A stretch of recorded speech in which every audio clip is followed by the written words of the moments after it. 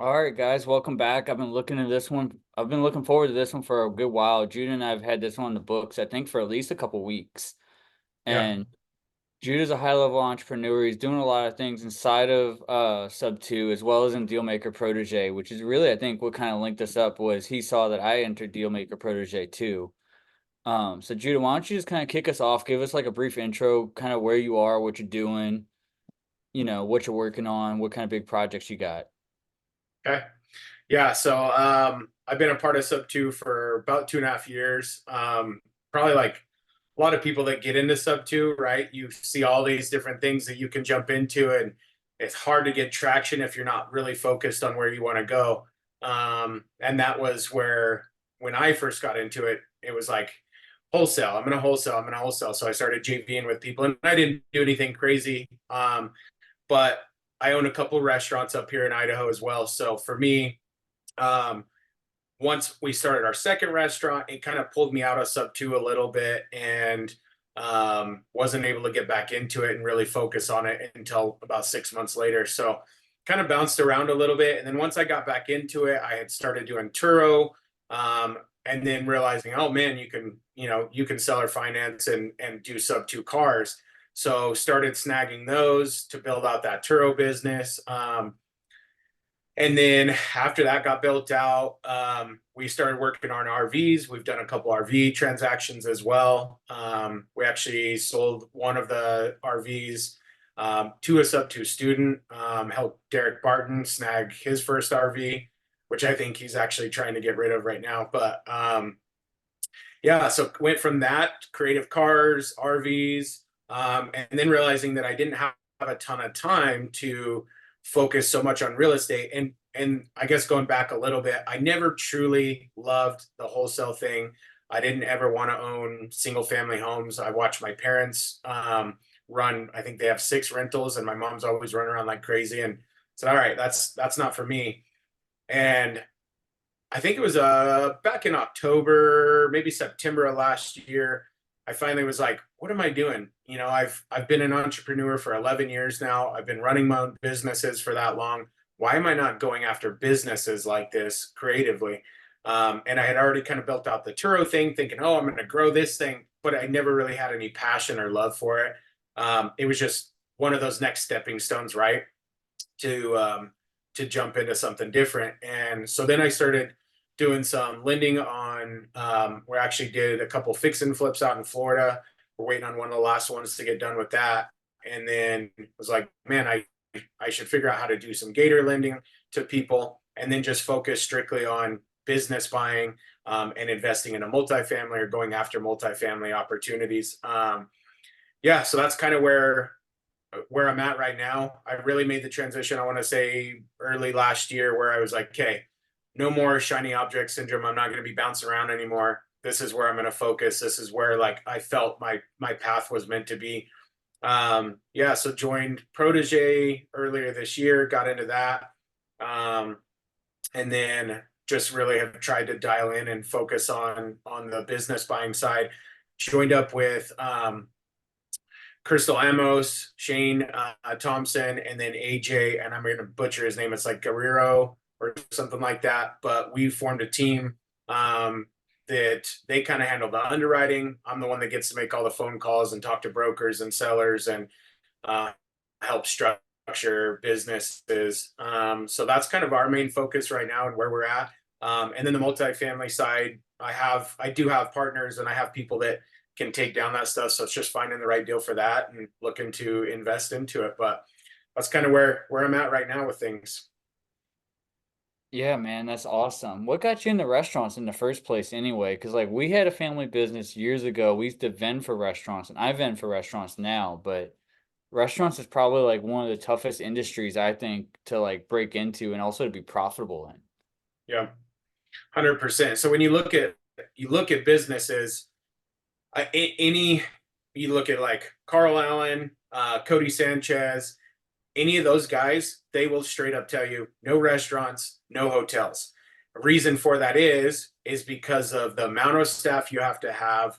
The profit margins are rough. It's a very different world. And so I wouldn't say that I was like out searching for restaurants. I didn't even have any restaurant experience before we opened our first one.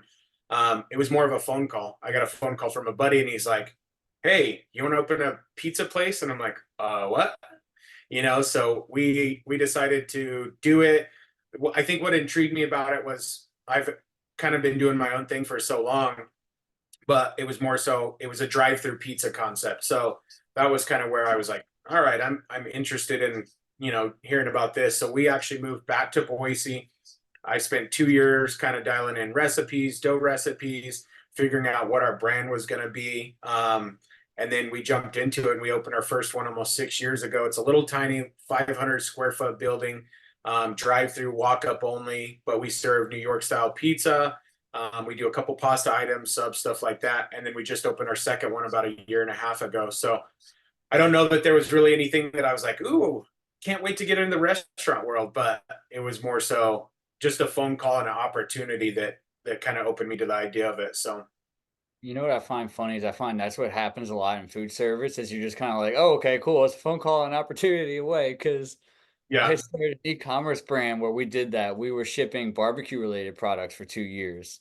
And we every month you would get it was a different rub sauce and marinade from a different award winning team. And we were shipping like nationally acclaimed stuff. So you would think it'd market itself, but my buddy who's from New York, ironically, I called him up one day and I was like, "Yo, you want to help me start an e-commerce brand on Shopify?" And he was like, I don't know shit about it, but like, let's go, bro. I'm down. I got you." right, right. Well, I think that's the entrepreneur, inside anybody, right? Whether you're joining sub two or you're wanting to venture outside of your W two, everybody, the people that start to think like that it's that entrepreneur mindset, right? It's the opportunity to take chances to figure out if you can survive in a world that many can't, right? So I think it takes a different type of person to take those steps. So Yeah, I tell people all the time, man, I'm just too stupid to quit.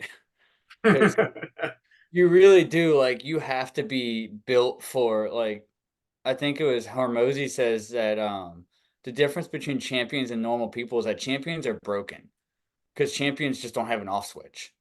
yeah. And like it's the same way in business, bro. Like you don't get there easily or smoothly or in the time frame that you think. It always costs more, it always takes more time. It's always more brutal than you anticipated.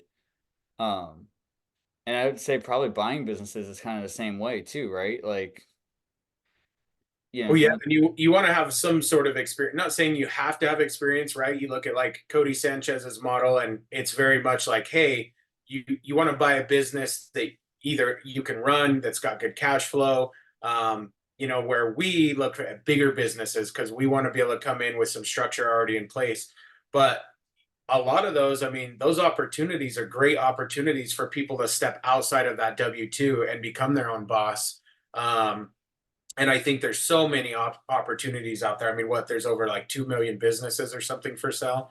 So and it's, 10,000 baby boomers retiring every single day. yeah, yep. And then you look at the other stats, and it's what, 1 out of 12 businesses are only going to close. So there's so many opportunities out there in that world, and you look at that and it's like anybody could really do any sort of business they wanted. I mean, you just got to learn. Like my first business that I opened, I didn't know a thing about it. I didn't know a thing about running the business, and then you grow and you pick up things and you figure out how to rotate and pivot. And same thing, real estate. I didn't know a thing about real estate, but what tied me to it was hearing Pace on a podcast one time. While I was working at Amazon at night, so I would go to work at my restaurant during the day, go home, eat dinner with the kids and the family, and then I would go to work at Amazon and work from Amazon from 8 p.m. to 6 a.m. I think is what my shifts were or something, and then go back to my restaurant at 9 a.m. So during those nights, I would listen to podcasts, and that's how I ran across Pace, and was like, what is this real estate? How do you buy this? But it's opened so many doors and so many opportunities, and thinking about how to purchase things in general is, I think that's what's the most transformative thing to look at is it's not just real estate. There's so many opportunities, and you look inside sub two, and it's like that's why when new people get in there, you're all, which way do I go? So Yeah, man. I think it's hilarious though that you had pretty much the same journey into sub two that I did. I just came like 2 years behind you because Yeah. I was the same way. I was like, I had gotten offered a side job last year where I was going to be doing, these people wanted to do like a real estate challenge, but they wanted to tie it to NFTs. They were skirting too close to securities laws, so the whole thing like never took off. But I was already running a business. I had been in business. I had no real estate experience. I heard Pace on Dan Fleischman's podcast like twice on the Yeah. Money Mondays. And so I started getting the ads for Gator. I went to one of the webinars. I was like, Gator sounds cool, but it's not really for me. And I'm convinced that New Reach was targeting Manifest U's audience because I immediately started getting ads for sub two. Like that was where I started seeing like Wes Grant and Kevin Cho and people that like you and I got to meet in person this week. Right. You know, they still pop up in my ads like on Instagram. Oh yeah. But what Your convinced iPhone, me, your iPhone knows what it's doing. oh yeah, and the guys that run Paces Creative know what the hell they're doing too, no doubt. Right.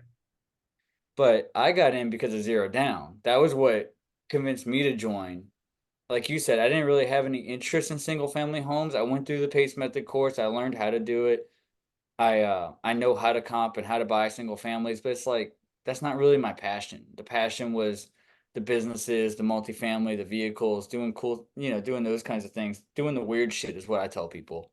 Yeah. Yeah. The less traditional routes.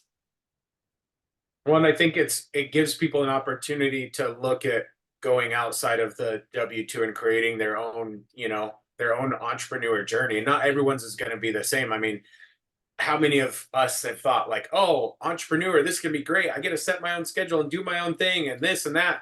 And then you really find out that it's not really like that. It's, I think there's a quote that says, what is it? It's success is never owned, it's rented, and rents due every day. And that's literally like, if you want to name what it looks like for an entrepreneur, that's what it is. There's no, you're going to miss birthday parties. You're going to miss Christmas. You're going to miss events because you chose to go down that path, and it's not always easy. You're going to have roadblocks. You're going to have your stoplights where if you don't have those things, I think that's where you're never going to grow and you're never going to learn from it when you start going down that path, right? And I think sometimes go, oh, it's easy, I can do this, it's easy. Nothing's ever easy. There's no path that is easy. Easy is 9 to 5. That's easy. Well, Clocking that in and clocking out.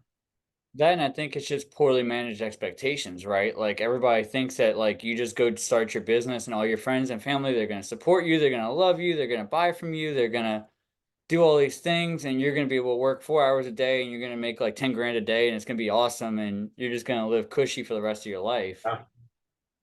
And I think you know just as well as I do, it's like, bro, that is so far from the truth. I've been like sitting on the floor crying some Okay. nights, I can't sleep, stressed out, won't eat. It's rough, you know? So in a way it's blissful ignorance because some of us join just not knowing any better. And then once we're in the fight, we're like, okay, cool, well, I'm here now. Guess I can't go anywhere. Like, gotta go. Right. And I think Pace always talks about this, and a lot of people do, is like, you don't ever want to quit your W-2, whether you're going into real estate, whether you're going into business, right? If you're buying a business, you want to buy a business that's cash flowing, and then you keep your W-2 and put some people in place to keep it maintaining. And then as it's gained traction, then you can make that pull. Same thing on real estate, right? Whether you're starting to wholesale or you're buying, a fix and flip or whatever, you're not going to go all in, and because that's what's the toughest, right? You may not get your first deal for months, or maybe you do the fix and flip and it doesn't turn out how it's supposed to. If you don't have that backup to kind of give you that stability, it's very hard to recover from those mistakes and those moves. And I didn't go down that route. I was the one that my family was like, "What are you doing? You just left the oil field, And I came home one day and I told my wife, "Hey, just so you know, I quit my job." And she's like, what?" And we went from making oil field money to eating canned food and ramen the first year that we opened our business. And it wasn't pretty. Nothing about entrepreneurship, I think, is ever, it's like you can't paint a good picture for it. If you really want to paint a picture, imagine just taking a bucket of paint and splattering all over the wall, and that's basically what what it looks like. Right, it's modern art, it's completely subjective, like, it doesn't mean anything. My Yep, interpretation of yep. entrepreneurship is But I totally think different from yours. yours is Yeah, like, my interpretation of entrepreneurship is gonna be totally different than yours because it's a subjective right, experience, right? Like I said, I've been 4 restaurants, but I started a firewood company in South Louisiana, like, everybody thought I was absolutely fucking insane. They're like, "Dude, what are you gonna do? Like, what are you gonna do in the summertime?" I was like, "I don't know. I'll figure it out. I'll go find restaurants." And then we've been for people, we do B2C, we do B2B. I've built bonfires, we do movie sets and props, and we do restaurants. Like, we do all the fun stuff. And at the end of the day, like, I do the stuff now that realistically as a kid, it's all stuff I enjoyed. Like, I'm around heavy equipment, chainsaws, big trucks, diesel motors, like all the things that I really wanted to do as a kid. So I think right. at the end of the day, as long as you're doing something that fulfills you and fills your cup, which is, why I like Sub 2 so much too, is those people genuinely do want to help and they want to fill your cup. Yeah, very much so. And that's one reason I love that community. I mean, you look at other ones and there's nothing like Sub 2. I mean, there's so much support in there. There's so much people that, become actually friends. And that's one thing I love about it is I I met so many people this last weekend that I consider friends, but we've never met in person. And I probably have closer relationships with most of these people. I talk to them more often. We don't, I mean, my life consists of morning work, night work, family, start over. So having those relationships, I think, is really important inside a community like this because that's what keeps that momentum for you, and gives you those perspectives to look at. So Yeah, man. Our community is awesome. And I don't know if you had the same experience I did, but like Emma and I were both on a mission here. We were networking with like as many people as possible in the 12 weeks basically leading up to Squad Up Summit. And Emma, I'm here to tell you, I probably met just as many people at Squad Up Summit. Like I probably collected 160, 170 blink cards That's at amazing. it's wild. Do you have a system in place to follow up with them though? Just grabbing a card at a meetup versus actually following up and making genuine connections is totally different. Oh yeah, totally. Good. I'm gonna call you out on it in a week or two if you haven't done anything. I'm just saying that right now.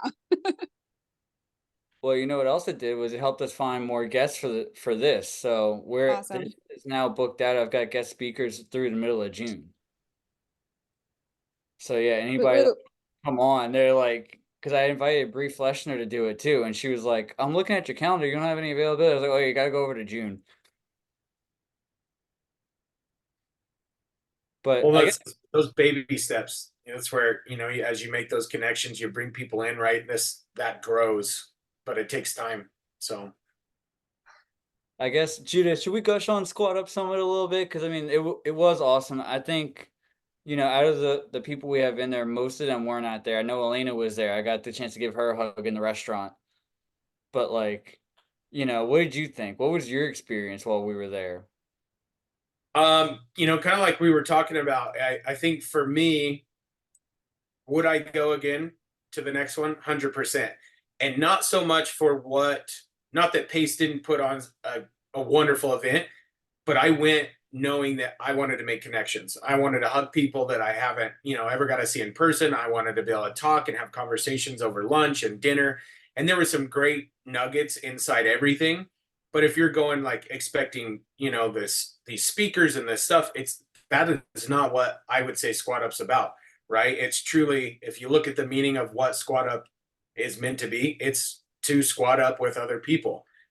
So there were so many times where half the time I didn't even make it back into the event center because I was outside talking to people and then next thing you know, it's like people are walking out of the building and you're like, wait, did I miss something? Um, so I think it was great. I think it was so meaningful for the relationships that you gotta connect with, meeting those face to face, just having the genuine conversations with people. And that's what I loved about it so much. Just that alone, I think was worth it. Yeah, I think the networking opportunity there was insane. I mean, you and I get the chance to shake hands and meet people that were acquiring like millions of dollars in real estate. There was 3 people there that had done 1,000+ real estate deals. I think what did he say? Like 72% of the room had done at least one. I think Yeah. 20% had done more than five. Like there was just some incredibly high level people, and the networking was really insane. Like we got we just got the chance to, like you said, to get to see everybody that we've gotten to know digitally, but we also got the chance to meet all kinds of new people because one of the biggest benefits, guys, is the people that are normally really, really difficult to get in front of, like Rhea Campbell and Jill Jensen and all that. Guess what? They're there too. And you know what they're doing? They're just hanging out, having a good time, just like everybody else. You can just go walk up to them and say, "Hi, my name's Adam. I've been following you for a while. I appreciated your piece of content here, and I just wanted to see if we could connect later and we could do something. Maybe we could do some deals together. Maybe you could lend on my deals. Maybe I could bring you, like, how can I bring you value?" Yeah. Yeah. Very much so. So I, anybody that missed it, I don't want to make people feel like they missed out, but in a sense they did, right? Is because of what was there, that community that got brought there. It was fun. I mean, I've never been to an event where it was starting at 8 a.m. and then you're not going to bed till 2 a.m. Like typically events, they're ending at 7, 8 o'clock at night. You go home, you grab dinner, everyone parts ways, right? This was like nonstop. Half the time it was like you ate lunch super fast to get right back into it. And then there was times where after the event, I didn't even eat dinner because then I would start talking to people and we'd grab a drink. And then next thing I know, we're talking to someone else, and then it's 2 o'clock in the morning. I So, don't think I ever ate dinner the whole time I was there. I literally would eat breakfast and because I would. So for those of y'all who don't know, like Orlando's a huge conferencing city, and I wasn't aware of this because I've never been to Orlando, but that hotel looked like it belonged in Vegas, especially for just being like a name brand Hilton. Guys, yeah, it we was had nice. 3,000 people in a ballroom. Like, think about that. Yeah.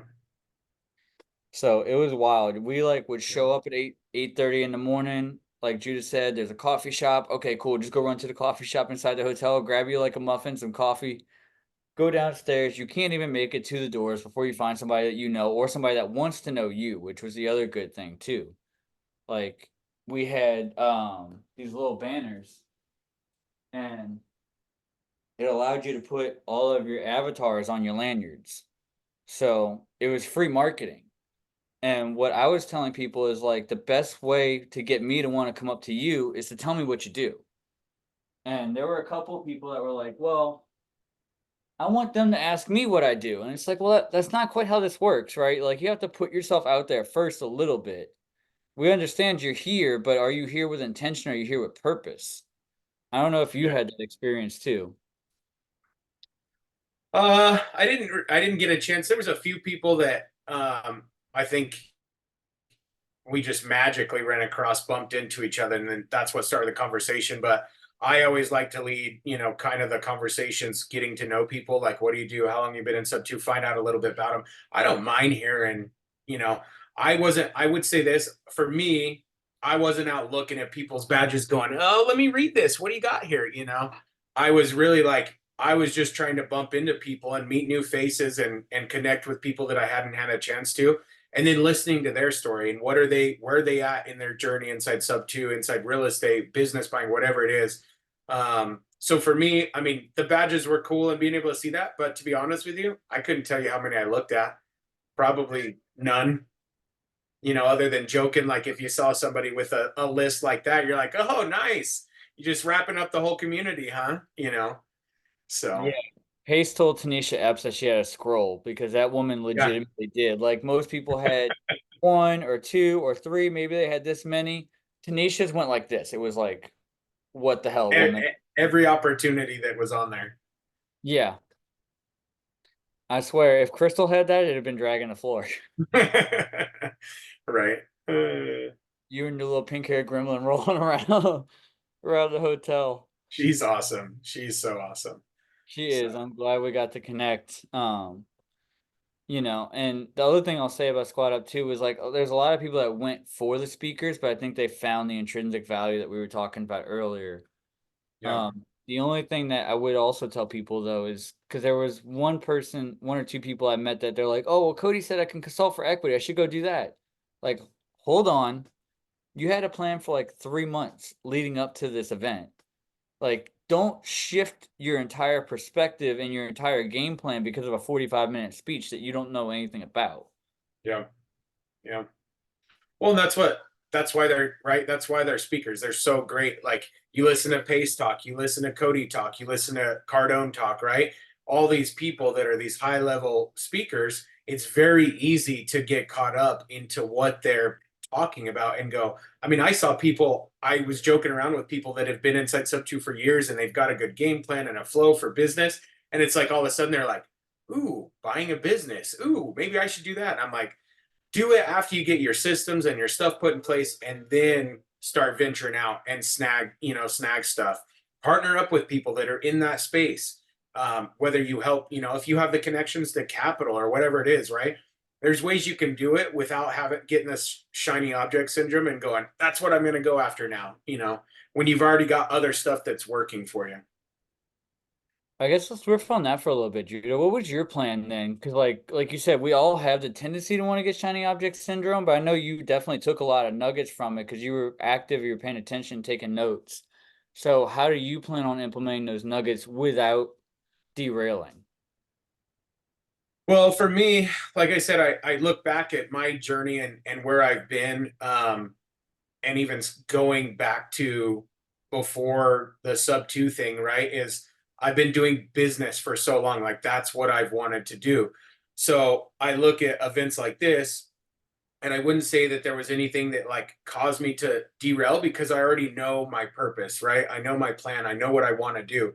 So for me, it was very easy to like, okay, cool. You listen to Jamil talk about how to structure your business and when to bring in new people and this and how much money people make in wholesaling. It's still like I've already been inside Sub 2 for 2.5 years and I've gone down a couple of those paths. And I would never tell somebody new to do that. Don't do what I did. I didn't connect with people. I mean, I connected with a lot of great people, but I didn't get on people's teams. I didn't have any systems in place. So once I've been kind of down the couple routes, like trying to do the wholesale thing, trying to do this, trying to buy a single family home, I just realized that wasn't me. And it took me 2.5 years to realize, nope, this is my true north. So for me, I think there was a lot of great things to implement into my business and how I'm looking at things, but it was never one of those things where I was like, ooh, because I know now where I want to be and the direction and the path I want to take. So Yeah, that was kind of similar how I found my avatar was I already had a career that was kind of mixed matched and hodgepodge where I did cold calling, I did door knocking, I did graveyard shifts, I did this, I did that. So when they're like, you need a wholesale and cold call and door knock, I was like, nah, not for yeah, me. Like, nice yeah, try though. yeah. Elena, what's up? What you got? Hi guys, nice meeting you all. Yeah, Nice to meet you. yeah, Yeah. startup was really cool, so many people. And right, actually, before I went there, I took very important decision for myself, and this event verified my decision. So before so actually I am pretty new. I just joined it less than 2 months ago. And I don't have any experience in real estate. But my main thoughts about Sub 2 was to buy and hold. But right after I joined it, I started doing door knocking for foreclosure because almost every leaders, they encourage people to start with wholesaling. So very quickly, I recognize it's not my path, really. It's not my way. I don't like it. Actually, I like speaking with people. I like helping people with foreclosure. I help a couple of people to stop auctions, but it's really not what I want to do. So right now, I have to change everything from the scratch.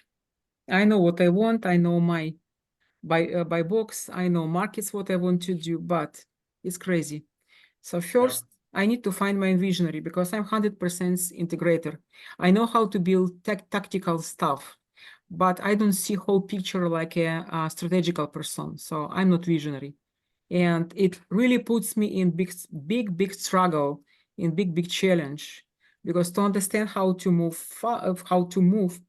ahead, I need to understand where to move. What is my strategic? So I don't have any strategic. I just understand what I want. So Yeah. second, I understand to buy and hold, you need just two things, right? Property and money. So money comes first. I started speaking with private money lenders and but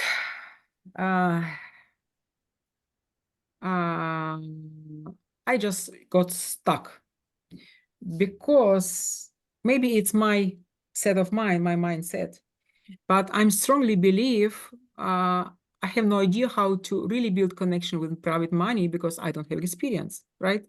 I don't know how to buy and hold. So I have a friend, she's from a private money lender, and she's willing to do partnership with me, but she has totally different vision and she has totally different strategy. So I cannot rely on her. She's very wealthy person. She doesn't want to build like I want to. I'm ready to build like one brick, another brick. I realize I will not become to be millionaire in couple of months. So her and my ways are not in parallel. So what would you do as a visionary? I believe, Adam, you are visionary, and you are Judah, you are visionary, right? So what would you do as first step to build with relation with private money lenders? Because I believe wholesalers, I can find wholesalers, and I found them, and it's just question of time, matter of time. But private money lenders, it's something different. How people can trust me if I cannot, if I don't have portfolio? You want to start with this one, Judah? Yeah, I was gonna say, I mean, one thing I would do, right, is if you can find the right deals, you can find the money. You don't need to go out looking for people trying to be like, hey, can you be a private money lender? If you find the right deal, the money's gonna find you. So whether that's teaming up with somebody that has the access to the private money, right, and you're partnering with them and you're splitting the profit, whatever that may be, there's opportunities out there without you having to really go search for it. I mean, even inside the community, right? Is if you, so I, at least from what I would say, is go out, find the deal, the money will find you at that point. Because it doesn't take much, right? Depending on the markets you're in. So depending on, let's say, oh, I know I'm going to be in Texas. So I'm going to personally go out and make connections with leaders inside Texas and figure out how can I bring value to them, right? What type of deals are you guys looking for? Because then they're going to have access to PMLs, you partner with them, and then you can build off of that just by making those connections. So I wouldn't go out of the way going, hey, I want to go look for PMLs, because like you said, PMLs, right? They want to know that they can trust you. They want to know experience. So if you're bringing somebody already that has experience, that has value to that side, it's very easy to then find that. And half the time they're going to bring it if they've got that experience. So that's where I would say is more so kind of turn that that switch around a little bit and go, okay, find the deal, and then find people and make connections inside that market, or it's going to be the most important thing you can probably do. And then build off of that. Market. I think as a capital raiser and somebody that's been making a lot of connections with PMLs and PMPs, the analogy I tell people is that people with money are like sharks, right? Like if they stop swimming, they die because they're always trying to keep the money in flow. They're always trying to keep it moving. They're always trying to keep it making money. And likewise, the other thing about sharks, right, is they know where the blood in the water is, and the blood in the water is wherever the best opportunity is. And like Judah was saying, you don't have to have a lot of experience, but if you can give them like a really good deal, right? Like if you can show them that you have a property and you only need, let's just say 65% LTV, they're gonna be like, holy hell, this woman is new. How did she lock up a property like 65% LTV? Or like, how is this deal gonna work out? Because what they see most of the time is people that are 2 months in are bringing them deals that aren't really deals, and they have to sift through it and they have to do all that. So the best thing to do to build relationships with them is A, go find a good deal. B, find somebody with experience, like Judah said, because they oftentimes will also have if they have experience, if they've taken down more than one deal inside of sub two, they already have PMLs that they've used before that you can even use Mhm. as references, which give you extra credibility. Right. Um, and to your point of being visionary integrator, I'm equal skilled in both because I truly do believe that they're learned and earned, but they're not given, right? Like I started a business with nothing, with a truck, a trailer, and like $200. So nobody told me anything about like a visionary integrator. Nobody told me about anything about CRMs or building systems or email lists or branding or logos or any of that stuff. I still did it. I did both sides. And I did both sides fairly successfully, but I enjoy the integrator work more sometimes, and I enjoy the visionary work more sometimes. It really just depends. Like, it depends on what your strategy is. But visionaries are 3 to 1, so you have two Mhm. options. You need to learn a few tendencies and enough visionary tendencies to get you through, like branding and marketing, or you can find somebody that's more experienced in that area and you can take it and run with it. Yeah, Yeah. this is another challenge to find. Yeah, I realize to find more experienced partner. It means this partner has access to PML, to more other sources. So the Have you challenge is, determined what your exit strategy you want to follow is and what your markets are? okay, I want to do Airbnb in Okay. Florida. I like idea of Orlando, Airbnb around all parks. So I believe this is a whole year needs for people, because people go to parks uh, whole year. It's not just vacation, right? It's parks. Yeah. And second, I like idea to do Airbnb on the central Florida area of western coast, uh, Venice area, Venice and around. So what's stopping you from going in the group and just asking like, "Hey guys, who's doing Airbnb in Central Orlando on the West Coast? I really want to get to know more people that are doing it from like let's say Orlando to, whatever coastal city you're thinking about. Set that radius, set that expectation, Mhm. and then find people that are doing what you're doing and connect with them. Maybe you join their team, maybe you partner up with them if they're solo, like what's stopping you from just going in and just asking directly, like, who's doing what I want to do? Mm, I did not think about this way. I was thinking about private money and I deals have and a how people charge. suggestion, Yeah, if sure, I may interject. If sure. that's really your focus, first thing I tell people that are thinking about Airbnb and short-term rental is you need to research what the laws in that area are, Mhm. and what is it going to take for you to get a license. So, for instance, we used to live in a really small town in Walla Walla, Washington. Mhm. It is a wine country. It's a gorgeous small area, but they specifically do not allow any more Airbnbs in that town. You have to travel to the towns surrounding it to even be able to Mhm. put an Airbnb in. So that was good for us because we wanted to buy there. We wanted to be able to have a rental. And we realized quickly that our goal was not going to be possible because nobody wanted to drive 15 minutes outside of town when there was already Airbnbs. Give it back. Sorry. In that area. So first off, look into that. Second off, what's not stopping you from going on to Airbnb or finding individuals who are already landlords of short-term rentals and seeing if you can arbitrage that, where you can come in and say, hey, I would like to manage that for you, and I'm getting a percentage of it. So you're going to get the experience, but you're not going to have to worry about a lot of the legality of it and the ownership of it until you're ready.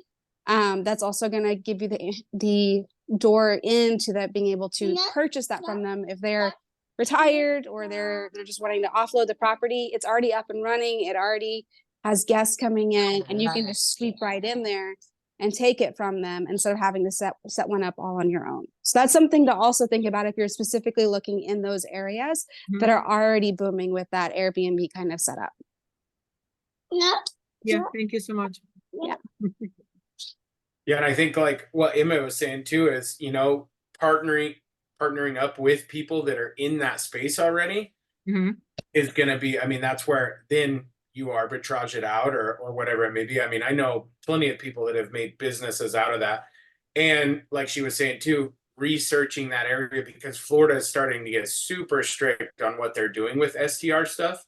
So it's, I mean, at a flip of a switch, it could be done, right? So when you do look at properties and you are looking at these deals, you want to make sure you're underwriting them and looking at them as an LTR first. Yep. Does it cash flow? Is it positive as LTR before you go down that path? But like she said, getting on with experienced people that have done it, that are doing it, so you can learn, right? Because that it's such a STR is it's so I did Turo for a little bit. So very similar to that, right? It's so flooded. Everybody's like, oh, we're gonna do STR. It makes so much money. Well, what happens is you get on there. I made the same mistake renting out my RVs, is put it on there, listed it a month, nothing, no rentals, no anything. But I wasn't experienced in outdoorsy. I didn't know enough about it. So for me, nothing happened. And so I think kind of learning a little bit about it, getting underneath other people that are already doing it, that have that momentum, that have that background, is going to help you learn. And two, then help you decide, is that a path you actually want to continue down to when you're looking at it? So. Yeah, thank you. Hey, I'd like to reach out. I got a friend in sub 2, Scott. He does a ton of arbitrage in Central Florida, all the areas that you're talking. So he would be a great reference. And then, I mean, I'm still doing a lot of wholesaling in Florida. I just do them as a bird dog.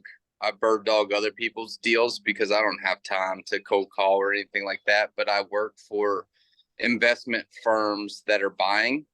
So I see properties. I mean, I probably have 45 properties in Florida in my email box right now that could be opportunities for you, depending on what you're looking for, where you're looking.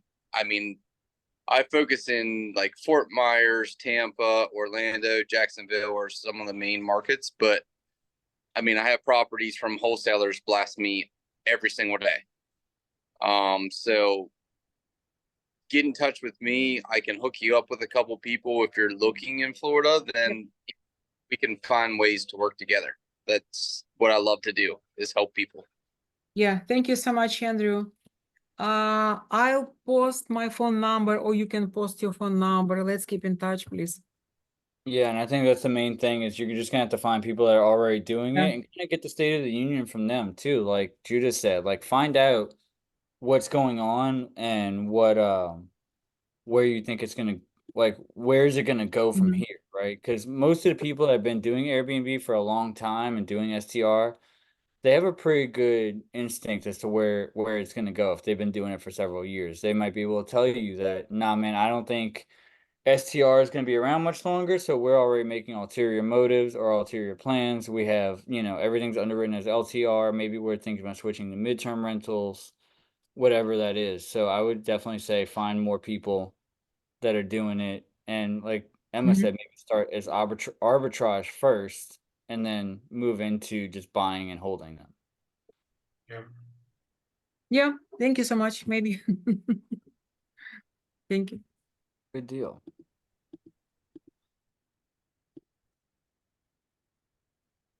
Yeah, guys. I mean, there's so much opportunity, but I think most people don't look at the opportunity costs, and that's the other thing. Is what we were talking about earlier with shiny object syndrome.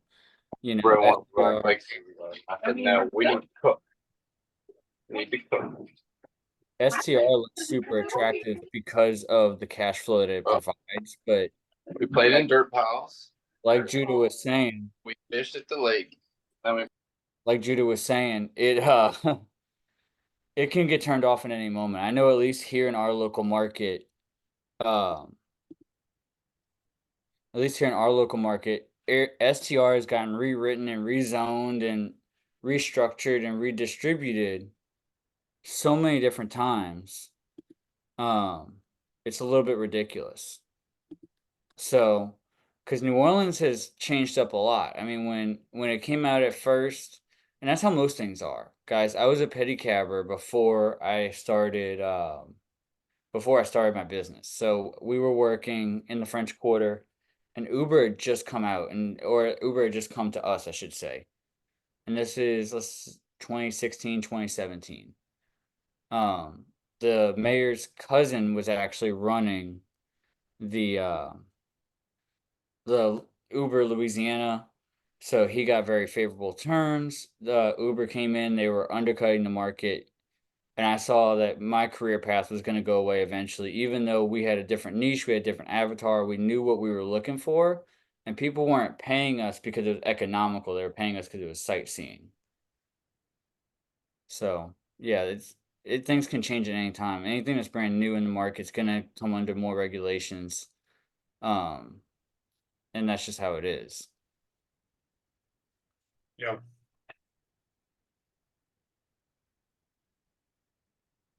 But yeah, Judy, you would talk. I heard from Amy, because Amy English is one of my JV partners. You were thinking about franchising the pizza restaurants. How is waiting Yeah. for that Yeah. go?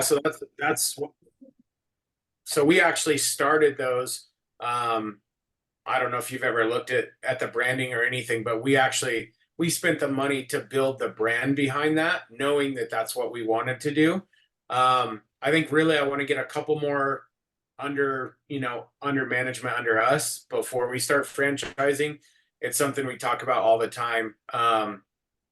And I know it's a route we want to go. It's just deciding when we're going to go down that path or what that may look like.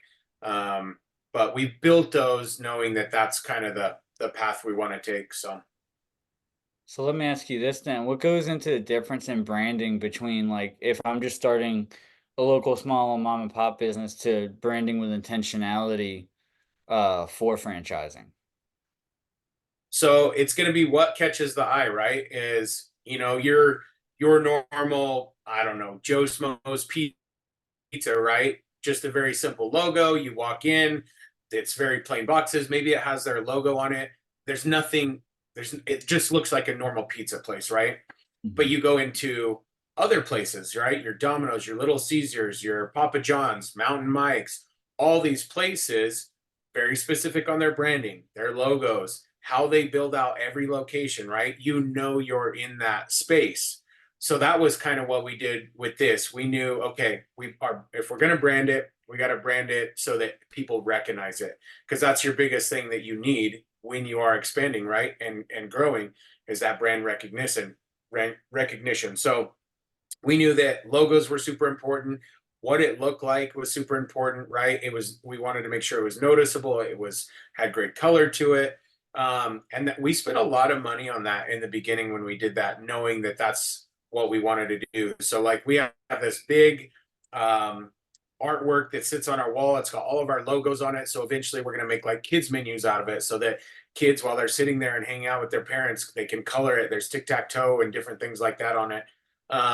And then we brand our shirts with all of our logos on them so that people can purchase them, staff's wearing them, eventually stickers, things like that, right? But you have to have something that's fun that people are going to remember. Right, so it's really creating that experience. Yeah. So I guess though, here's what I find is a lot of entrepreneurs think they're doing that, and they're really doing fuck all. So like, what's the difference? I guess, right? Because like we have a local pizza joint here. One place is called like Tower of Pizza. It's unique. It is unique, but it's in a strip mall. It's not really all that unique from anything else. It's been mom and pop for 30 years. And then there's another place that we have called Fat Boys, where they match more of what you're talking about. They've got the merch, they got the logos, they got the location build out, which happens to include a drive-through. And the other thing that they have is a USP, right? Like for them, they sell a 30-inch pizza. For those of y'all that don't know what a 30-inch pizza is, it's hard to walk through the front door. That's what it is. Turning it sideways. Dude, you have to, like, I drive an F-350 and like it wouldn't sit on the bench seat. It was resting between the backrest of the seat and the dashboard. Yeah, That's that's the huge. big boy. We only do 20-inch, so Yeah. They're like 40, 50, $60 pizzas, but I mean, a slice of pizza is the length of the circumference of a regular pizza. It's wild. right. So I guess what separates those two, though, in your opinion, at least?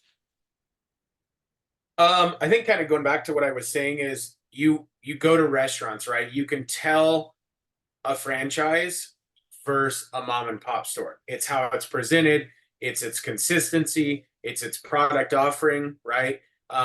We run a very simple menu. We don't offer a ton of items. So think in and out, but for pizza, maybe a little bit extra.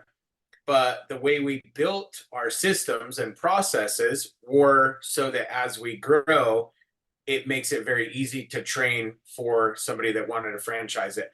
But again, I think it's, again, you go back to the branding, the look, the feel, right? When people walk into it, I get people all the time that are like, are you guys from the Bronx? Is this is this a franchise from the East Coast? I'm like, no, it's not. We built it from scratch here 6 years ago. So um, really, when you look at it, like even outside of the restaurant world, right? You look at businesses and mom and pop plumbing store versus a plumbing shop that's growing and trying to build its brand, right? Its recognition. I think that's the most important thing that you can do is you want to build it so that people know that that's who you are, right? And they wonder like, where are these guys from? Oh, well, we're not from anywhere. We're locally owned. I mean, right now we're considered a mom and pop store. I wouldn't consider us anything different. And as we grow though, then we'll have to, well, there will be things that even for us, we'll have to change and adapt to and make adjustments in order to fit that that franchise model. But again, going back to it, like when we built out our employee handbook, when we built out how you make a pizza, right? All of our processes, our systems, we implemented it going, okay, we've got to make it so that it can be recreated every single time the same way, right? So you look at like places like McDonald's, right? You go into any McDonald's, it's the same thing every time. How it's made in the back, there's a system, there's a process, right? So we do a lot of like inside the back kitchen, we'll do, for this pizza, it's this many ounces of cheese. People have to weigh it. They have to take their scoops for all their meats. There's all that is put in there to build out that model so that as you grow, Adam, you could come in and own a Johnny Bronx and it's going to all be laid out for you. I think that's the biggest thing that makes the difference compared to a mom and pop shop. They might have a cool logo, but I can tell you that they probably did not go spend that type of money with the mindset going, this is going to be a franchise, right? And some places maybe they grow really quick and they make that switch, but then they're going to be implementing all those things as they grow. And for us, we knew that's what we wanted from the beginning. I'm just out of curiosity. Did you ever read what is it, Ray Kroc's book where he talks about building out the franchise model for Never, McDonald's? I watched the movie, but I didn't read about it. So And I guess for context too, because like I know a little bit about this. I looked into franchising versus corporate, but what made you guys want to go that route versus just kind of building a business and managing it all in house and doing like corporate model? well, and that's kind of where I was going back is like, I don't know what level we get to where we decide, okay, we want a franchise now. We've had a couple big companies look at us and, we've got to get to a certain number of units before they're going to come in and help us grow. So for me, I don't know that I have a specific number going, okay, now I want to franchise it. And maybe franchises aren't the route we go. Maybe it is all in house and we grow it that way. I think the idea with the franchise is you have other people that are going to manage their locations, right? So I'm not set one way or another. And I've had other people ask me this is like, well, do you want to grow it all in house or do you want to franchise it? And I don't know. I mean, I think for us, 5, 6 locations in this valley that we manage, and then maybe we franchise, or maybe a big company comes in and help us grow. And because really, and that's what you look at is there's 2 different avenues you can take: the franchise model, and then all putting it under one roof. You do that though, you've got to have capital. You got to have something that's very capital intensive come in and help you grow and expand. Whereas franchising, you can actually grow quicker that way because it's other people's money coming in and grabbing a franchise and opening one in Arizona, in Louisiana, in Dallas, wherever it is, right? So your reach actually can go a little bit quicker rather than letting somebody come in and help you grow. And maybe we go, oh, Idaho, down to Utah, down to Arizona, right? Franchises allows that flexibility. Well, I think technically there's 3 options because, like, if you look at Starbucks, they've actually done a hybrid. So Starbucks is corporate, but they have a franchise option for people. I just wasn't sure if you had like something in particular that set you down the path and on the mindset from the very get that you were like, I want to do franchises. Because technically you can franchise really, really young and really early if you have the right resources. I know a lot of people go that route to grow much, much faster. Yep. Yep. Um, and again, I think when we built this out, we didn't really have a idea of like, this is where we're going to go. So even still, like if people ask me, like, are you going to franchise? Are you going to go corporate and grow it that way? We didn't have a certain direction that we wanted. You know, we're still, I wouldn't say we're dead set either. The franchise model, though, you still have to have capital to build that out. And then they help you grow it from there. But you usually will have to have some sort of team come in and help, organize things, get it all ready to then franchise at that point. So, and we've looked at it, we've talked about it so many times, but again, I think I like the idea of trying to grow up, more units underneath us and then franchising it, because even though you're not going to have to babysit that franchisee, you're still going to have to check on it, right? You're still going to have to do the follow up and go down there and visit and make sure they're following the systems and the processes and doing all that from there. So, Yeah, and I'm sure you've probably talked to franchising lawyers and stuff about that kind of thing, and they've given you some idea of like, well, finding franchisees is also hard, right? Like you have to vet them just like you'd have to vet anything in real estate, just like you have to vet anybody coming into business, just like you have to vet employees.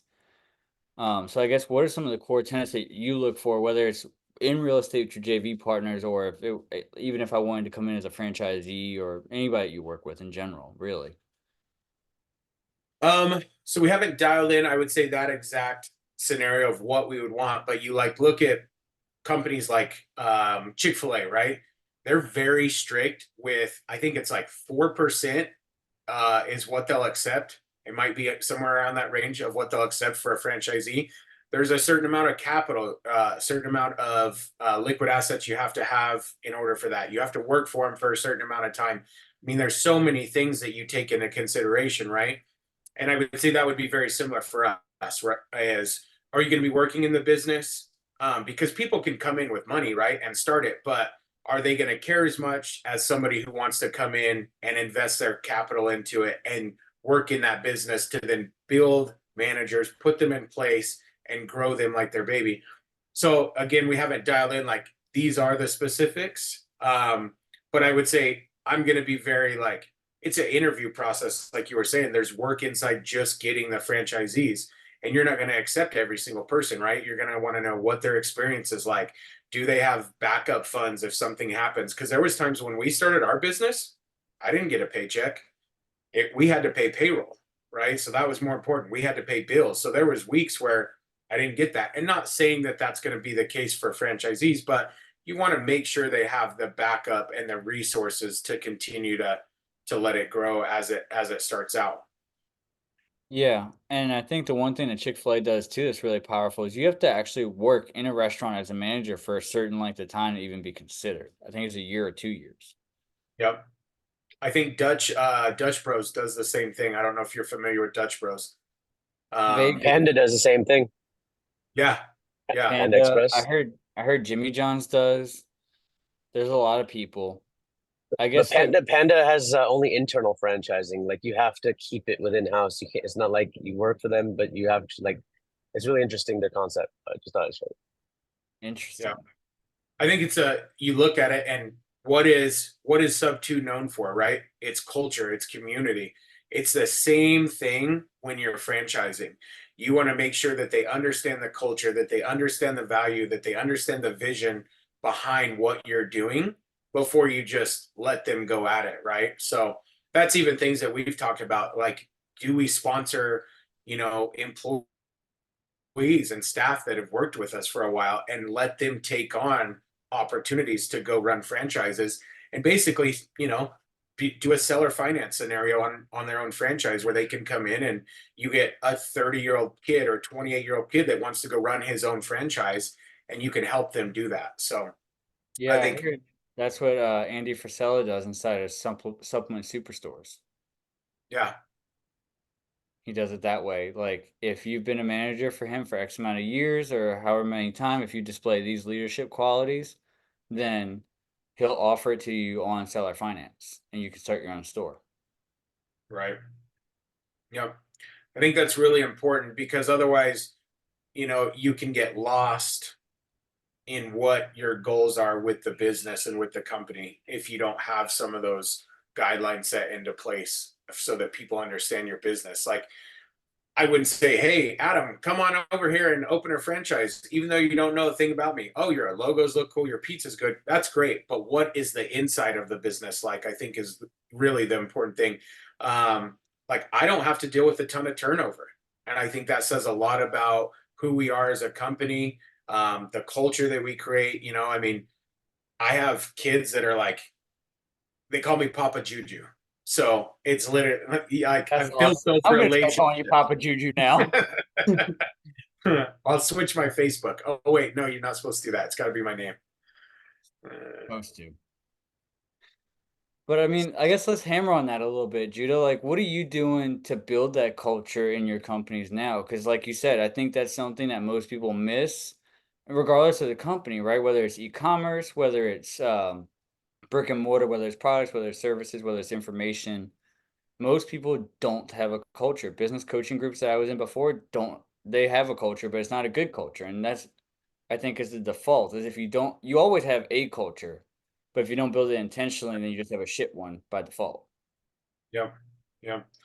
Well, and I think I'm learning how to change. Right. I think in the beginning it was like I don't know how I actually saved some of my staff staying with me in the beginning because I was so stressed out in the beginning. I was working 23-hour days.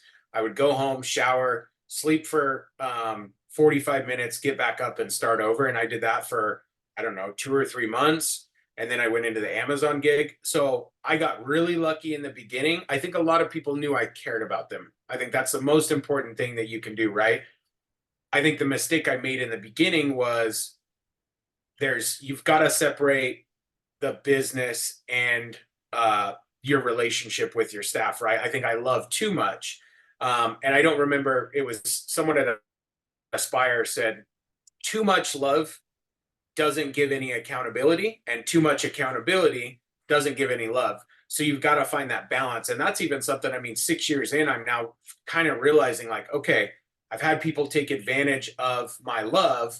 Now I've got to have my accountability set a little bit straighter. So it's something I'm still even changing and growing with and learning how to structure that and be that way. But I can tell you this, I would say that 90% of my staff know that they know I care about them. I try to build my schedules based around what their needs are. I'll go out of my way and I'll go get them Dutch or donuts on Saturdays, or if we had a really killer night and maybe we just got destroyed and everybody's like, man, that one sucked. Okay, cool. Let's buy dinner. Dinner's on me tonight. Just little things like that to make them feel like they're a part of your family I think is really important. Because I mean, as we all know, you go work for people, right? When I worked at Amazon, I can tell you that no one knew my name, not one person. And I bet nobody cared either. Yeah, I mean, it was like your badge had a number on it, and that's just what it was. I would never stay with a company like that, and that's why you want to talk about turnover. Amazon, it's like this. I mean, Right. it's every day you were working with somebody new, you know. Um, and I think creating that culture of I always tell my leaders we want to lead them, we want to lead staff, we want to love on them, and we want to make sure we take care of the business, right? Are the three things that we really want to do. And even when it comes to taking care of customers, right, is the culture that we create is that we want to go above and beyond for our customers. We want customers to feel like they're appreciated, because you think about drive through, you're not going to remember anybody's name at McDonald's or Taco Bell. They come in, you order, here's your order, take your card, that's it, right? So we're creating those experiences, and I think a lot of that, the only way you can create those experiences for your customers is with your staff. I think it all starts from there. So if we look at the broader picture of businesses in general, how you treat your staff and how you make them feel can reflect to the customer 100%. So when you wonder why your service sucks at McDonald's and Taco Bell and all these other places, even restaurants, it's because the staff, the leadership that's ahead of them, they're not creating that culture.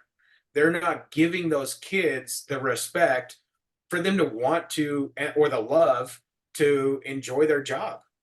And I think that speaks volumes for the places where you go and you do have those good experiences. It's probably because the leadership behind that is really guiding it. Oh, totally. And I see that all the time as business owners. Yeah, but Judah, like I pay my guys market rate and I give them free lunch every day. Like, why don't we have a good culture? Right, right. Yep. And How often have you heard I've had that? staff leave us thinking, oh, the grass is greener on the other side. And literally 2 or 3 months later, she's actually my assistant general manager at one of my locations now. A couple months later, she came back and she's like, I'm sorry, I messed up. I want to come back. Like, I don't care where I have to start. I'll start from the bottom and work myself back up. She goes, I hated it. The culture there sucked. The people there were rude. And that's the type of environment you create and attract, right? Is those type of people. So if that's the environment you have, more than likely those are the type of people you're going to bring on and hire. So I would Yeah. say anybody that we bring on, I mean, if they make it past month one, they're usually stink. I have very hard time unless they're graduating or they're moving or whatever. Like I've got, I want to say 6, 7 people right now that have been with me for 4+ years, you know, and these are kids that started in high school at 17, 18 years old. So Yeah, well, I can tell you from working inside big box retail, like they have core values, they have culture, they have culture building events and team building events. But the biggest thing, guys, is that like these people at the end of the day don't actually give a fuck, right? They're just mouthing these things. They're like, yeah, you know, store number 1468, let's go. And you're like, bro, that we're almost 1500 out of what, 3,000, 10,000? Like, how many thousands of other stores are we just out of that?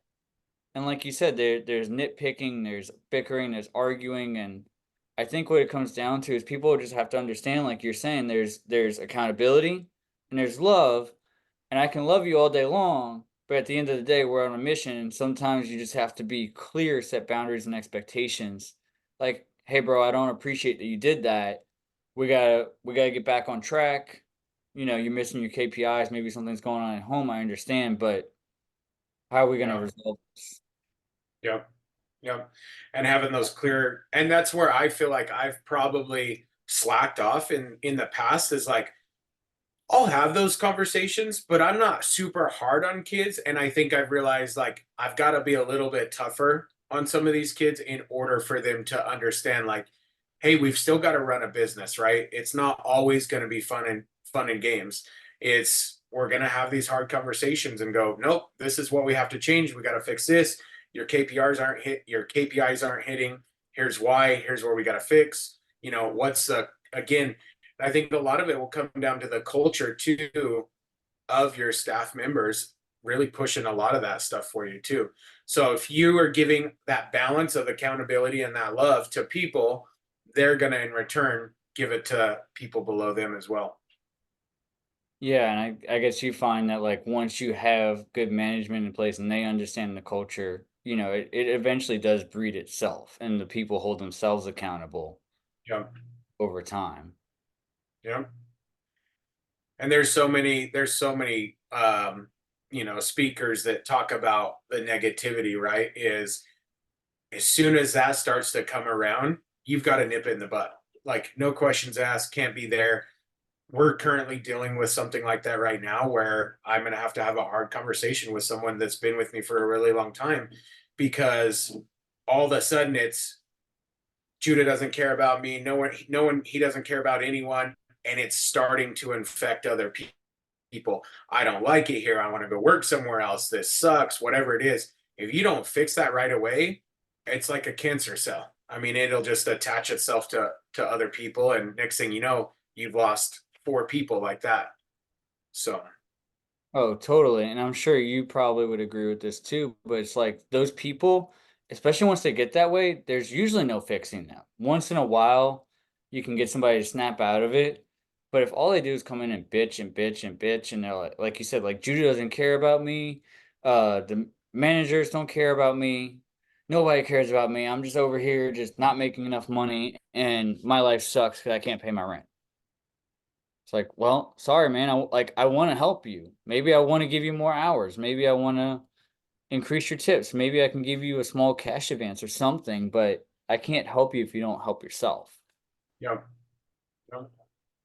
Yeah, if you're not bringing that accountability to the business and that culture, that affects everyone else around you. And then you can see that decline too, customer service, reviews, whatever it is, right? So if you have leaders like that, I think that's really important that you've got to fix it right away. So that's something that I've even had to learn over the last couple of years because like kids that work for me, man, it's like I've built so many great relationships with them that I love these kids like they were my own because I am a small business still, right? And so that culture that I've created with them, like we meet on Sundays once a month, and I cook us breakfast, and we go over KPIs, and we talk about what this looks like.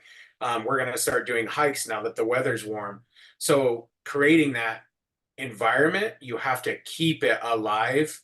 Otherwise, if you start seeing anybody of this, but poor me, or any of that thing that the cancer that starts to spread, that's where it's hard to cut sometimes too. What do you do, I guess, in order to breed that like open door policy, right? Because there are a lot of people that are even scared to approach a boss, a leader, a person with seniority, and even admit that they're struggling. It's funny because you say that, and I actually had 2 staff members over this morning, right? That came over, expressed concerns, what they were struggling with. But I think a lot of it is that environment that I've created for them. They feel comfortable enough to know that they can come to me. If they call me and I can sense something going on with them, or it's like I had one of the girls that came over today. She was like, "Hey," she called me yesterday and she's like, "I hate to do this to you. I have to quit. I got to go make more money somewhere else." And I said, "Well, talk to me. Like, tell me why are you wanting to go somewhere else? What's happening?" Um, and we work through it. And she comes over today and I said, let me help you. Let me look and see where we can go. And so for me, and I'm not saying that everybody should do this, but I will go above and beyond even for my staff to make sure that I can keep them. So it was a money thing, right? And so we figured out what do we need to be, where do we need to be in order to keep you happy and keep you here. And a lot of that is, it's a lot of me constantly being like, hey, you guys got to know I'm going to take care of you. You guys got to understand that I'm here for you if there's questions, there's concerns, whatever it is. But that's that communication. I keep that very open to people. Like, you got to talk to me. If there's a problem, let me know. And I'm here for it. So, Well, then I think it's as long as they're not asking for the moon and the stars, right? Like they're not asking you to pull it from down here to up here. That I'm willing to bet she didn't come to you and say, "Hey, Jude, I need you to double my salary." Right. Right. It was one of those though, can you match this? And I explained, no, here's why. One, we talk about, okay, let's think about all the things, right? This is a restaurant that you're going to want to go to. So more traffic, higher priced items, right? So they can afford that. It's a very different environment. We are a quick service restaurant. So our pay is not going to be as high because you don't have general managers who are walking the floors and checking on customers, and you're doing this crazy big volume that a restaurant does. So then we look at, okay, now we take that out of the equation. That answers question number one, why I can't pay you that. Question number two, or I guess reason number two, okay, you're going to go there for an extra $2 an hour. Maybe it was three. I don't remember exactly what it was, but it's double the mileage that you're going to be driving down there. So now you're going down there twice as long. You're leaving your house earlier to get down there. So you look at that, you take that into consideration. There goes probably 50 cents to $1 an hour right there just in fuel. Mm-hmm. And then you look at the culture. And that's where I told her, I said, what do you think that environment's going to be like down there? And I said, I want to keep you because you want to be here, but I want you to understand that every environment that you go to is not going to be like ours, right? I'm here for people. I will readjust schedules. I will help people get around personal life because I want people to have that balance between those.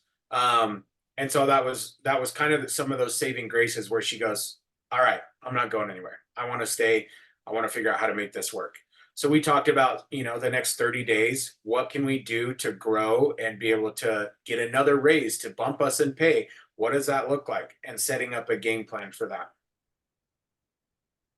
Yeah, so did you give her like specific KPIs to hit that like maybe if you can increase your production or you can, raise the culture, raise, customer satisfaction?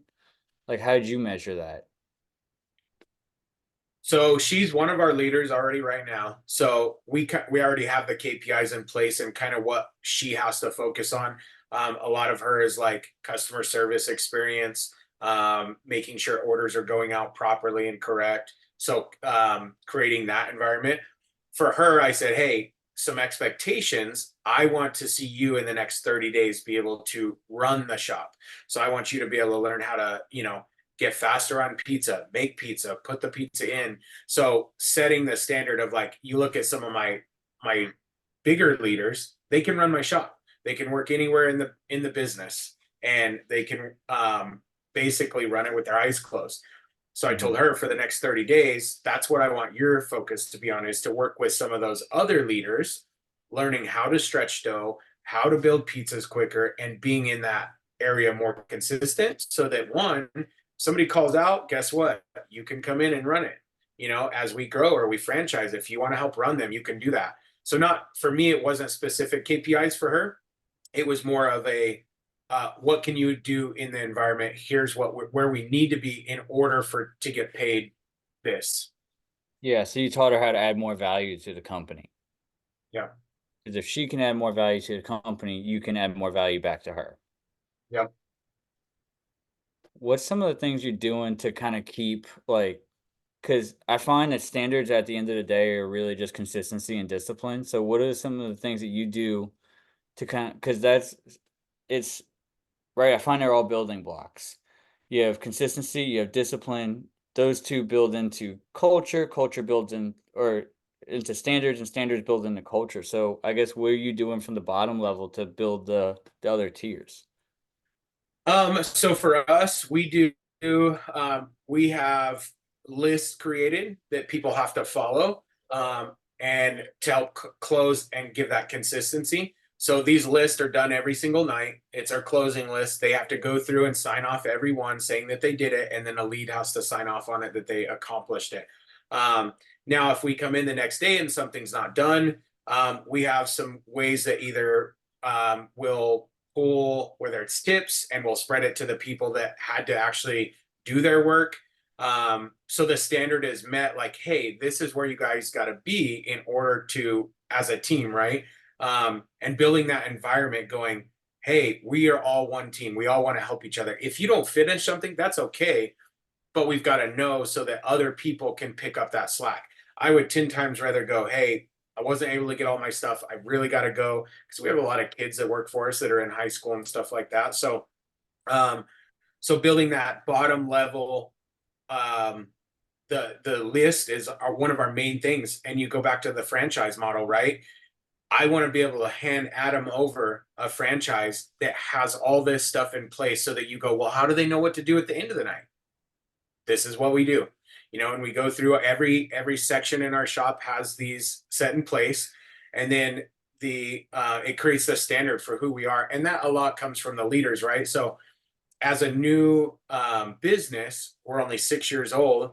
We're still trying to implement some of these things. So when you have old ways and you're trying to implement new systems in the process, we've now started incorporating bonuses based on some of these measurements.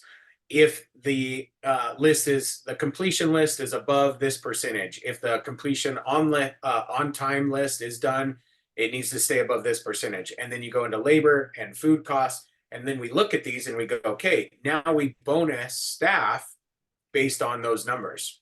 So we'll give our leaders a bonus at the end of the month if they hit certain numbers. And then we'll pick out a random employee out of that and give them a bonus as well.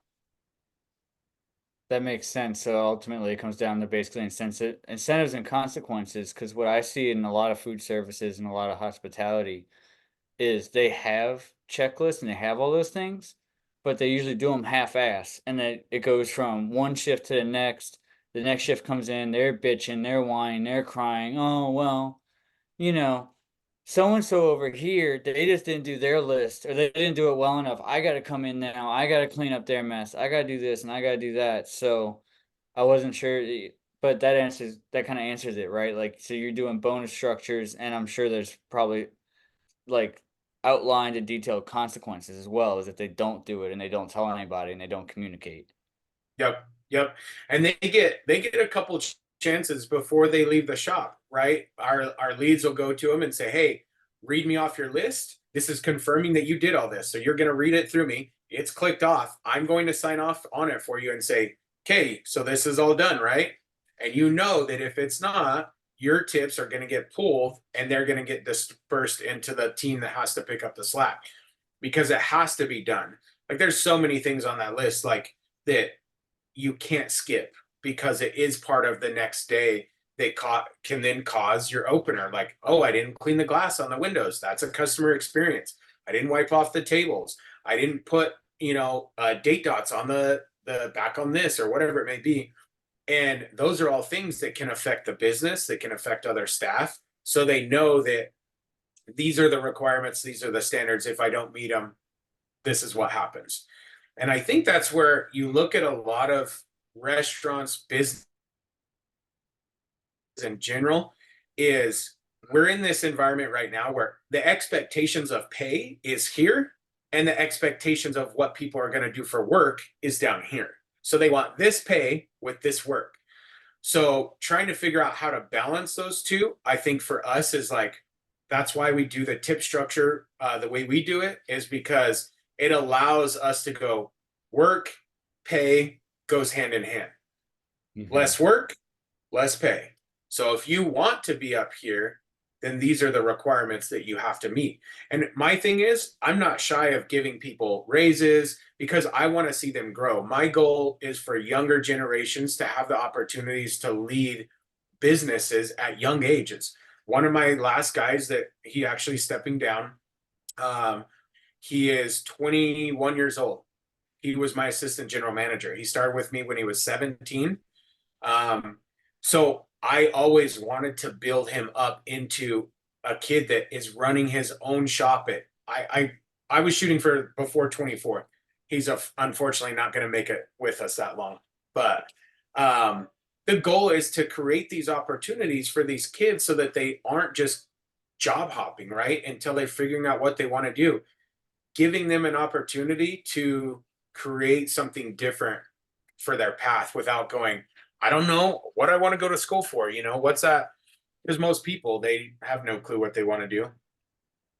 Oh, totally. And I think too, what ends up happening where I see a lot of food service go wrong is when you first start, it's you, and then it's just the people beneath you, because you don't have a management structure yet. So what they'll do is they'll pick the best one out of like those 3, 4, 5, 6 people, however many it is. They'll promote them to some level of leadership, and they expect, because with the title of leadership, that means that they're just going to care the same way that you care for the business. Like, no, that has to be taught, that has to be preached, that has to be expected. Like, these are our core values, these are our standards. We set the standard, we hold the standard. Because what'll happen a lot of times is they'll say, okay, Judah, I'm promoting you. I want you to do this thing for me. I want you to do this new job. But then they don't want to hold their friends accountable, because they're, at the end of the day, former coworkers or former peers that they are now managing are still their friends. Yep, very much so. I think you can take a lot of this too and implement into the real estate world, like is people that are trying to grow their wholesale platform and their business that way. It's very similar, right? People want to work for people they like, and that's what it really comes down to. You look at why Pace has grown his business and why so many people stick with him, because of what he creates, that environment that he creates, that love that he gives to people. That is why they stick with him. And in order for any business to grow, whether it's a wholesale business, real estate business, plumbing business, restaurant business, you have to create that culture where people feel respected, they feel cared for, but they know the expectations of what they have to do. Yeah, I found myself saying that so many times over this past week at Squad Up Summit, because everybody's like, "Oh, but my business is so unique, it's so different. You just don't understand. Like, I do wholesaling, I do capital raising, I do connecting, I do this, I do that." It's like, bro, I have done every industry at some point or another. I've done every business model. Like I said in the beginning of the call, I've done information, I've done services, I've done products, um I've done a little bit of it all. I've done e-commerce, brick and mortar, big box retail, small mom and pop. I've done all of those things. So at 30,000 feet, business is business is business. The core tenets remain the same. We've been doing business for thousands of years. Currency has been around for thousands of years. From 30,000 feet, grass is grass is grass. Like, they don't look at my yard and say, oh, well, he had St. Augustine from the fucking plane. Just like they don't look at your yard and they're like, oh, he has Kentucky bluegrass. Nobody cares. Like, get the core tenets right, and then the rest of it, the rest of it falls into place. Yep.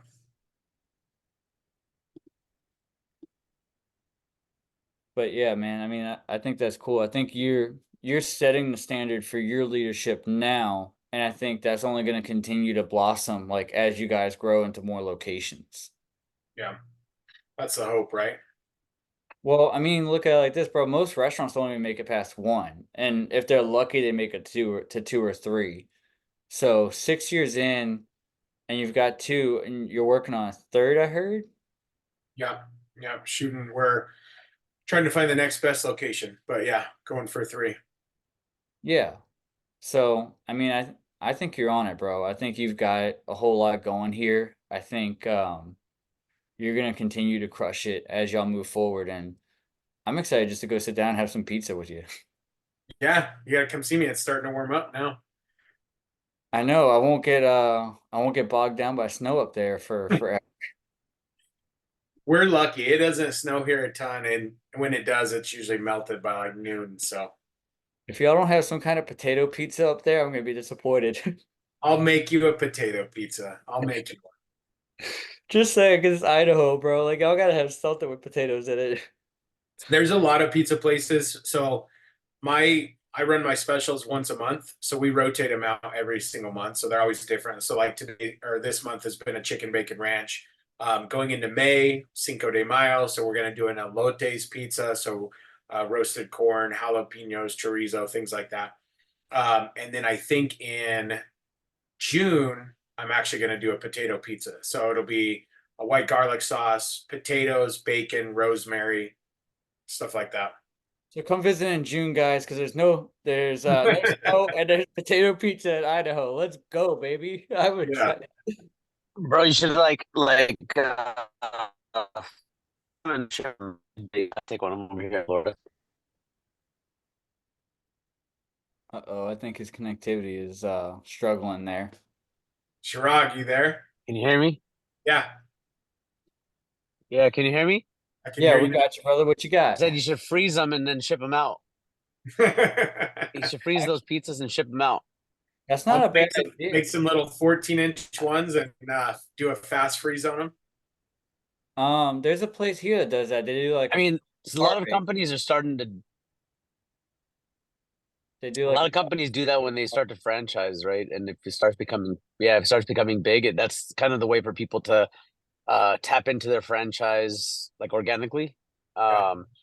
I did a franchise when I was out of college. It was a sandwich shop. I think I talked to you about that, Judah. Yeah. But yeah, it's learning the procedures, and there's a product, man. There's a product that people love eating, and when you divert from that, like by even a small degree of an ingredient, it changes the whole taste profile. You know. Yeah, very much so. That's why franchises are so specific on what they have to follow, right? So building out that model, what products you get, how much you're putting on it, what, that's why like trying to get kids to understand too, like, why is this so important? It's about consistency. Those of you that have ever eaten at In-N-Out, I mean, they're everywhere, or not everywhere, but they're growing and they're putting them in states that they're normally not in. But you know what? In-N-Out's not anything that I'm going to go brag about to people. Like I wouldn't tell you, dude, you got to fly out to California. You got to go get In-N-Out. But what I will tell you is In-N-Out is consistent. It doesn't matter if I go to In-N-Out in California, In-N-Out in Idaho or Nevada, it's the same product. And as a franchise, Yeah. you got to have that consistency in place. that's Most epic. definitely. Well, guys, I think this is a pretty good place. We'll probably end it for now. Judah, I appreciate you. You're my Yes, sir. brother. You and For I sure. are probably gonna end up buying some businesses together, doing some crazy shit. And I'm excited for it. Let's do it. Do it. Guys, y'all know the drill. We do this every Sunday, 4 to 6. As we talked about in the beginning of the call, it gets harder and harder to reach people. So if you enjoyed this, whether you're watching it live or you're watching the recording, do us a favor, pay the fee, invite a friend, tell somebody about it, and we'll see you guys next week. Bye, Thank guys. you. Thank Again, you. Judah. Have a great Peace. day. Bye bye. Bye.